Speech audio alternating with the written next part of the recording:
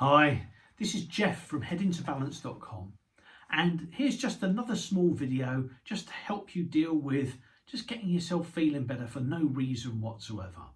And I wanted to start off thinking about something that some people experience, which they call panic. Now, a little while ago, I used to work with colleagues with a very large airline company, helping them run their course Flying Without Fear. Of course, the title of the course said exactly what it was all about, helping people get over their fear of flying so they could actually get around the world, explore, go and see things that maybe they'd never been able to go along and do. But ironically enough, the most difficult part of the day was trying to get them into the hotel where we were going to have the course, because they knew at the end of that particular course they were going to be having a flight. One of the things that we learned when we deal with people that experience panic is that panic happens in a particular part of the brain. We recognise deep inside the brain that the amygdala, very, very deep inside the brain, is one of the parts that is fired off. The amygdala is actually the body's tantamount to being a smoke alarm, albeit that it doesn't just detect smoke, and it does do that, but it works through all the senses. Aristotle said that we have 5 senses. However, when you talk to loads of neuroscientists, they argue there's between 22 and 33 senses in total. So actually we're dealing with way more than what we normally consider. Anyway, with panic starts in this one area of the brain. But interestingly enough, with panic, we only ever seem to experience it in one hemisphere of the brain. So there's a really simple thing that you can do that makes a really, really big difference, and that's to move, but to move very, very deliberately in order to ensure that both hemispheres of the brains are working. And one of the simplest things you can do is actually throw something from one hand across to the other.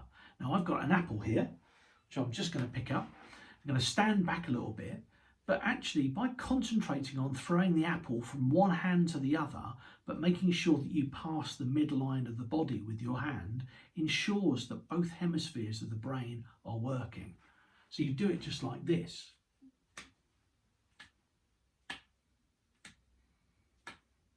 Very, very simply. And this is one of the techniques that we may end up using working with people when we're actually at the departure gate. Other small things to allow them to feel comfortable about going in along the air bridge and into the aircraft ready for the short flight. It's a really simple thing to go along and do, and it's something you can do. You don't have to throw an apple around, you can have a tennis ball, it doesn't really matter what it is.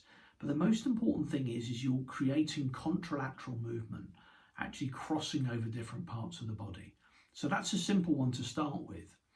And another one I want to leave you with today is actually looking at how your eye position also makes a huge difference on how you go along and do your thinking, particularly in relation to things that are maybe scaring you to some extent. Richard Bandler and John Grinder, the founders of the field of neuro-linguistic programming, of which I'm a trainer, found out in the early 70s that when people do thinking, something very interesting happens with their eyes. Their eyes move in a very specific way to go and access the information that the person is using to think. So they have to find that information to be able to find out how they do their thinking. And as a result, it allows other people to begin to maybe read their body language in a particular way. The big thing that Richard and John actually really noticed was that when the eyes are downwards, we can particularly notice that that's where we experience feelings. Normally, it's when someone's eyes move down to their right-hand side. So when you experience a feeling, your eye quickly moves down to the right-hand side to even know that there's a feeling there. But they did also recognise that when you move your eyes upwards, when we move our eyes upwards, we know that the brain is going to search for visual information. So what I'd like you to do is a very small experiment for me. Pay attention to maybe one of the things that at the moment that is causing you some kind of distress or anxiety. Just think about it and then just check in with the feeling and notice where that feeling starts. That's it, and where you feel it in the body. Now concentrate on it completely and then just follow what I ask you to do. I want you now to imagine that on the roof of your head, you've got a little skylight. And I want you in a moment or two to be able to look up through that skylight as though you're looking up through the top of your head. So as I count down from 3 to 1, just look up through the skylight now.